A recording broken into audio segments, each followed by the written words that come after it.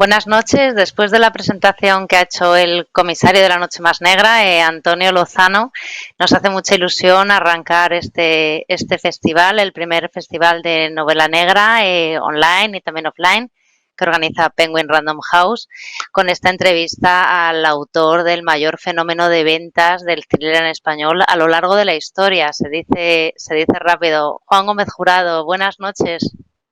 Buenas noches, ¿qué tal? Es un placer estar aquí hoy contigo, Carmen. Bueno, yo me presento, yo soy Carmen Romero, soy directora literaria de ficción de Ediciones B y la editora de Juan desde hace unos cuantos años. Antes de empezar la charla, nada, quiero repasar brevemente el éxito de la trilogía Reina Roja. Más de 1.800.000 ejemplares vendidos.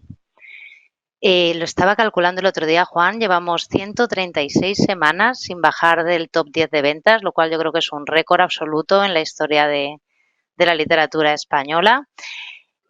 Reina Roja ha sido el libro más vendido en España en el 2019 y en el 2020. Yo sé que te pone nervioso oírme recitar estos datos.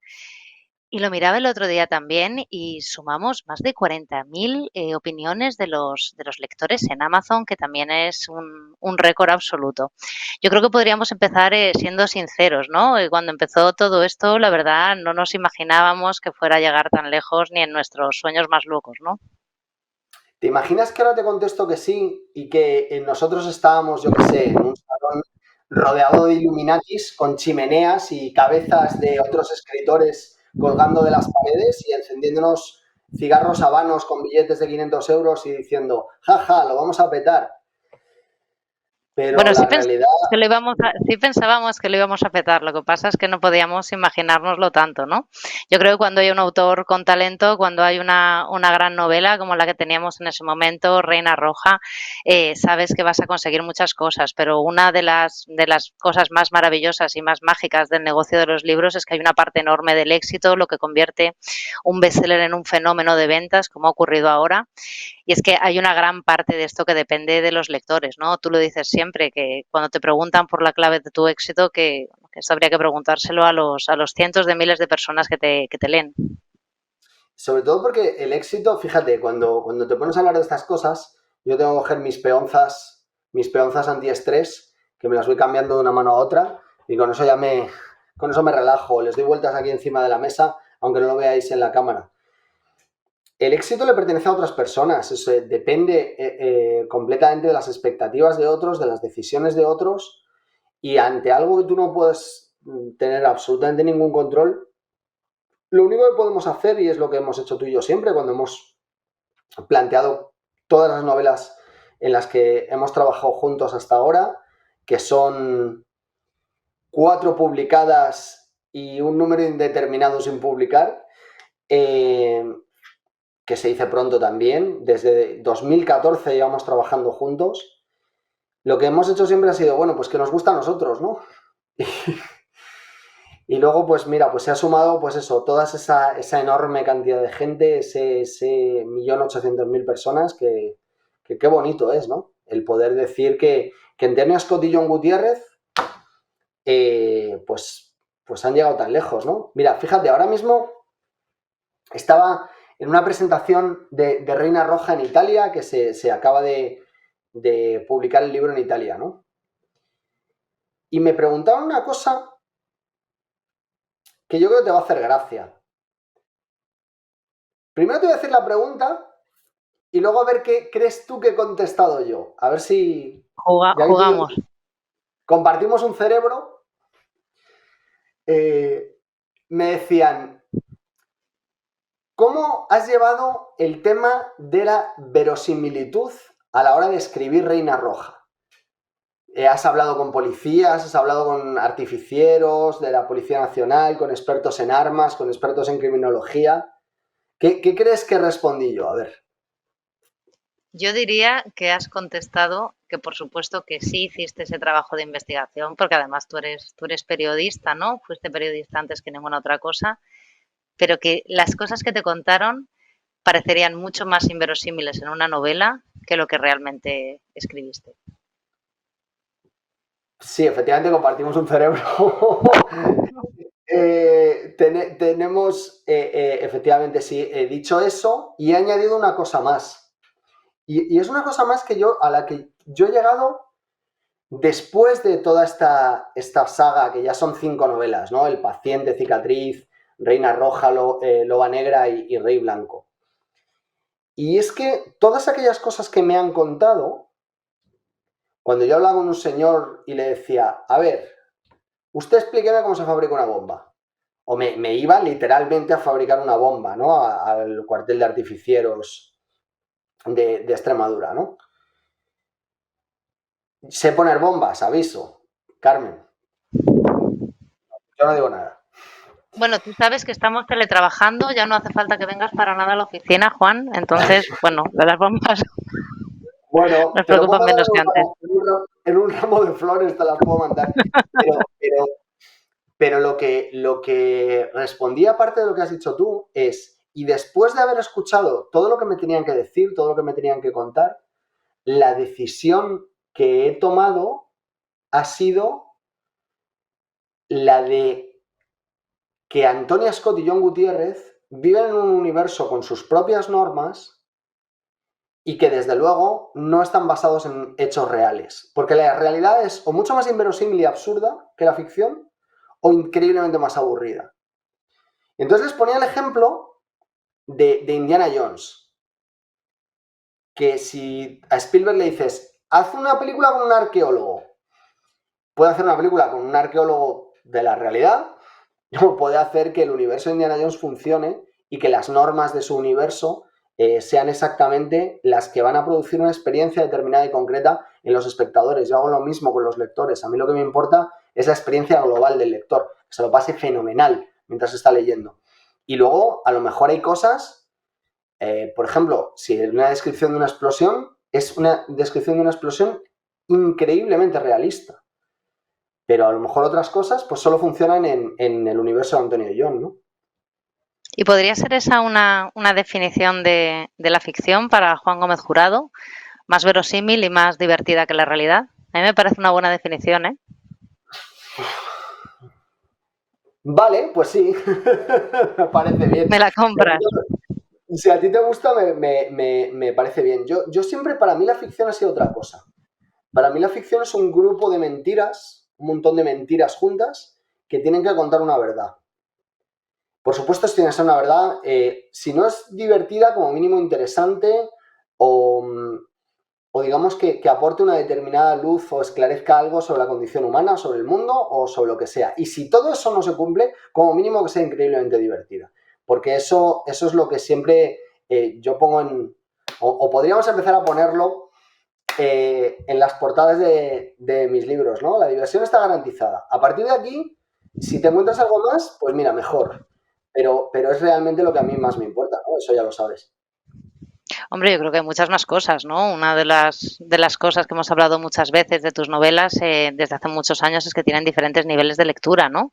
Y de hecho cada vez más recibes mensajes de lectores que te dicen que lo han leído, que han leído los libros más de una vez, ¿no? Porque la primera vez se dejan llevar por ese ritmo completamente loco y vertiginoso del thriller que construyes y luego tienen la sensación como de que les ha pasado desapercibido algo y en esa segunda lectura es donde encuentran las claves, ¿no? Algunos temas más profundos, algunos juegos lingüísticos, ¿no? Que cuando estás pasando las páginas a toda velocidad se te pueden colar. Bueno, pues ya lo has dicho tú. Oye, Yo, yo creo que a la gente yo le... no puedo decir nada sobre todo eso, solo diré que en realidad me esfuerzo mucho con los libros. Intento hacerlos lo mejor posible. Y eso implica intentar meterle, odio la palabra en el contexto en el que lo voy a emplear, pero es así, intentar meterle, inyectarle un poco de literatura, ¿no? Que realmente la experiencia también esté completa, pues con un uso muy, muy cuidadoso del lenguaje, por encima de lo que sería razonable en, en una novela de misterio, que como tú bien sabes, pues prima normalmente la historia, ¿no? Y de hecho hemos tenido tú y yo muchas discusiones a ese respecto, de cuando sabes que me esfuerzo tanto por decir esto no está perfecto y tú dices, pero si da igual. Y yo, ya, pero no. Y ya está, y eso es todo lo que voy a decir al respecto. Bueno, yo tengo que decir que eres uno de los escritores más perfeccionistas con los que he trabajado nunca y he trabajado con Hacer unos traducción cuantos, simultánea? claro. Perfeccionista en el lenguaje de Carmen quiere decir pesado de los cojones. Bueno, pusiste en Twitter la foto, ¿no? De la revisión de las galeradas de Rey Blanco, ¿no? ¿Cuántas lecturas hiciste, Juan? Que yo hay cosas que 53. prefiero olvidarlas. 53. 53, ¿no? La imprenta esperando para imprimir, me parece que era una primera edición de 200.000 ejemplares y la revisión 53, pero luego hay que reconocer que al ver el resultado final, cada palabra que has cambiado, esos mínimos retoques, funcionan. Yo creo que a la gente le gustaría mucho escucharte hablar, Juan, es un tema del que no hablas tanto, sobre cómo construyes las novelas, ¿no? Porque todos sabemos que has escrito varias de ellas en el Valle de los Caídos, que es una particularidad tuya, pero bueno, yo que he estado visitándote, la verdad es que es un sitio con un silencio monacal, nunca mejor dicho, con un clima perfecto y donde uno se puede concentrar bueno, de una manera completamente perfecta, ¿no? Pero hay ¿Te otras acuerdas, cosas Carmen, cuando interesantes, ¿no? viniste que me dijiste qué silencio hay? Y te dije yo, no, ¿qué silencio había? Ahora se ha acabado. Ahora se ha acabado. Pero me gustaría que contaras cómo arrancas las historias a partir de la primera frase, ¿no? Cómo te pasas meses y meses dándole vueltas hasta que das con esa primera frase redonda, ¿no? Y perfecta y que contiene toda la energía de la historia que va a venir después. ¿Cuál es tu mejor primera frase, Juan? Yo tengo una, ¿eh? Pero no sé cuál es tu favorita. No me puedes pedir eso. Es como que te diga cuál de mis dedos es mi favorito. No, no. Eh, a ver, la frase creo que es más icónica en toda la trilogía y que se vuelve fractal a lo largo de las novelas es Antonia Scott solo se permite pensar en el suicidio durante 3 minutos al día, que luego va evolucionando a lo largo de las novelas y se va convirtiendo en otra cosa, hasta ese final de Antonia ni siquiera tiene 3 minutos. Pero a pesar de que sea la más icónica, la más reconocible, porque es una primera frase como muy, Es muy difícil muy... decir más cosas en menos palabras, ¿eh? Bueno, eso tampoco lo sé, pero es como, digamos que se ha vuelto la primera frase favorita de mucha gente y además bueno, pues, la gente lo dice mucho en redes sociales, en las firmas, pero creo que a lo largo de los libros hay algunas frases que por la enorme cantidad de trabajo que han llevado, a lo mejor menos visible o menos tangible, están más cercanas a mi corazón. Por ejemplo, esa frase cuando John está persiguiéndole, o sea, está persiguiendo al malo, John y Antonia están persiguiendo al malo subidos en un coche, y John piensa, en ese momento, lo primero que escribí es que John estaba muy nervioso, que el corazón le iba a toda velocidad. Y entonces, ya que me preguntas por el método de trabajo, pues yo precisamente estaba encerrado en la habitación en la hospedería del Valle, y la frase no me gustaba nada. Y además me atasqué por completo. Y dije, esta frase es la clave que me va a permitir descifrar el tono de lo que viene después, ¿no? Entonces, lo que hice, este método de trabajo muy poco recomendable, es levantarme, meterme en la ducha, pensar sobre la frase, darme un paseo, seguir dando vueltas, y al final, creo que un par de horas después, la frase final fue: a John Gutiérrez el corazón le zapateaba en el pecho como un bailaor en el cumpleaños de un narco. Y esa frase yo creo que sí que era lo suficientemente poderosa, porque estaba hablándonos de muchas cosas al mismo tiempo. Para empezar, era la imagen precisa, es decir, tú tienes la idea de que el corazón de John está latiendo a toda velocidad porque van a 280 kilómetros por hora por la M30. Y no es nada recomendable eso. Antonia, ¿no? Y conduce a Antonia, lo cual ya lo hace menos recomendable todavía, porque Antonia al volante se convierte en Mad Max. Pero estaba incluyendo más cosas ahí. Estaba generando una imagen que nos permitía separarnos durante un instante de la emoción de la historia y llevarnos a una metáfora o analogía en este caso, y al mismo tiempo contenía un chiste en su interior.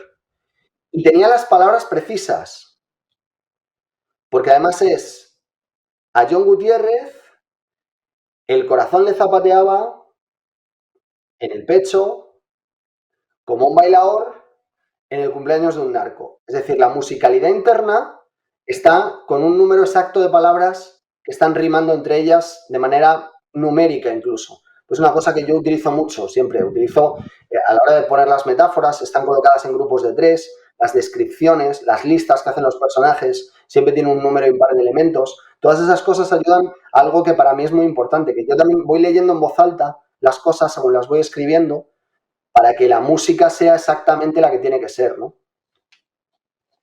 Y has hablado de algo que sí que no creo que sepa nadie, que es tu rollo con la ducha, ¿no? Cuando necesitas que se te ocurra una idea, una frase y tal. Bueno, Juan Gómez Jurado, ¿qué hace en esos momentos? Se mete en la ducha y no falla, ¿no? Pero tú tienes una explicación científica para esto. Bueno, hay una explicación científica y hay una explicación humana. Quiero decir que cuando estás cansado, el agua te rehidrata la piel y te quita parte de ese cansancio. O sea, que decir, eso lo vivimos todos a diario, ¿no? O sería deseable que todos lo viviéramos a diario. Pero, pero hay una explicación científica que es que el cerebro, para imaginar, bueno, no sé si científica, pero como mínimo científica entre comillas, nos puede servir, que es que tú tienes que conectar los dos lados del cerebro, izquierdo y derecho. Esto tiene una explicación que incluso puede ayudar a la gente en su casa a dormir. Y es que cuando tú imaginas, se produce una desconexión de lo racional y se añade algo que te permite entrar en un sitio un poco diferente. Entonces, si tú no eres capaz de dormir, por eso te dicen, imagina ovejitas. O un truco que funciona bastante bien es contar desde 500 a 1 al revés. O sea, ir 500, 499, 498, porque al derecho sería muy fácil, sería racional. Hacia atrás, Era una cierta concentración. no, es una concentración, pero una concentración en lo abstracto. Y esa abstracción es lo que permite desconectar esa parte del cerebro que nos hace ser, digamos, que estar más planos, más pegados a la tierra, ¿no? Y por eso la ducha. Por decir, es que me hace falta esto. Para dejar ¿Cómo de es un día pensar tuyo? racionalmente, ¿no? Y un día tuyo de escritura, cuando estás ya metido ahí en la recta final de la novela, porque tú planificas muchísimo, dedicas muchísimos meses eso a encontrar es el tono, la primera frase, a construir, pero luego la escritura suele ser la escritura del primer borrador, ¿no? Luego hay 53 versiones, pero suele ser muy frenética. Cómo es tu día? ¿Cuántas veces te duchas? ¿Cuántas horas duermes? ¿Haces ejercicio? Duchas 3, mínimo. Mínimo. Pero eso tiene que ver con mi manera muy desordenada de trabajar. Es que yo me suelo levantar relativamente tarde. La hora precisa depende de a qué hora me haya acostado el día anterior, pero, pero nunca antes de la 1 de la tarde. Y entonces yo me levanto, me preparo un batido de proteínas con 3000 calorías y me meto en la ducha. Y después me tomo el batido de proteínas y trabajo hasta que tengo hambre, que suele ser a las 6 de la tarde o 7. Y ahí como algo, duermo un poco, me vuelvo a duchar y me pongo a trabajar otra vez hasta la hora de la cena, que suele ser en torno a las 11 o las 11 o las 12. Y después me doy una última ducha y trabajo hasta las 5. 4:30, 5, depende de lo cansado que esté. Y ya yo necesito estar completamente agotado para poder dormirme mientras estoy escribiendo, porque no soy capaz. O sea, si tengo más energía de la que tal, lo único que voy a hacer va a ser seguir pensando en la novela. Y muchas veces a las 5 de la mañana, cuando apagas, me mandas capítulo que yo me lo encuentro cuando me levanto al día siguiente y esto es que lo tengo que contar, porque yo me leo tus novelas, Juan, capítulo a capítulo y pasan días entre uno y otro, ¿no? Entonces a mí me dan mucha envidia ese 1.800.000 lectores que se han podido leer tus thrillers del tirón en 2 días, ¿no? Que es, yo me quedo mal, ¿no? Porque dejas además con estos finales de capítulo, ¿no? Que esto, que siempre acaban súper en alto, ¿no? Dejas a Antonia y a John en una situación imposible y tener que esperar 4 días para saber lo que pasa bueno, es una tortura y también tienes una suerte saber que lo estás pudiendo leer antes que nadie. Bueno, a mí me dais envidia el 1.800.000 y tú, porque yo no me puedo leer mis libros. Porque para mí no, para mí es como, mira, una vez estaban pintando la pared de aquí atrás de mi despacho y estaba el pintor con una lija muy pequeña, porque es como una esponja que tiene dos lados de color negro, un lado más rugoso para quitar la parte gorda, de emplastecer con la masilla, y otro muy fino que es simplemente para los detalles, por si ha caído algún goterón de pintura, etcétera, ¿no? Dejarlo todo lo más plano posible. Y claro, yo le veía, me fijaba en el detalle absoluto que ponía en cada uno de los centímetros de la pared, o unos focos que se ponían en el suelo para que saliese el más mínimo detalle. Y yo dije, joder, ¿cómo me parezco yo a este señor? Porque yo también me fijo en detalles que probablemente nadie se vaya a fijar nunca y preparo algo con un mimo extremo y con un cariño extremo y con toda la profesionalidad de la que soy capaz para que luego vaya otro a habitar en ello, ¿no? Y yo nunca podré disfrutar, ¿no? Así que, pues eso, me sentí muy identificado con este señor, que por lo menos, por cierto, se llama Juan Díaz y es un pintor estupendo. Como tu jefe, se llama igual que tu jefe. Bueno, yo creo que debe haber algún Juan Díaz más en España. Tampoco me parece una casualidad tan increíble. No, Oye, y no lo para es. cerrar ya el tema de tu método de escritura, algo que creo que es muy interesante es que tú trabajas con dos construcciones de la trama en paralelo, ¿verdad? De la trama de thriller, la trama de los hechos y la trama emocional de los personajes, ¿no? Y vas haciendo que ambas cosas confluyan para contar esta historia que estás contando, que siempre son muchas historias al mismo tiempo. Lo que me gustaría explicar, pero que probablemente esto me genere el desprecio de mucha gente inmediatamente, pero no me importa, por otro lado, porque es la verdad. Es que cuando yo construyo mis películas, iba a decir, pero voy a un sitio. Cuando construyo mis novelas, en la cabeza lo que tengo es una aproximación sobre todo cinematográfica. Es decir, no hablo solo de la imagen, sino de cómo funcionan las escenas entre sí, o sea, dentro de ellas mismas y relacionándose entre sí. Y a la hora de situar un personaje y situarlo de manera visual, no es lo mismo Annie Hall, la película de Woody Allen. Si estamos asistiendo a una conversación entre Annie y el personaje de Woody Allen debajo del puente de Brooklyn, no es lo mismo que si estuvieran en una ferretería, por ejemplo.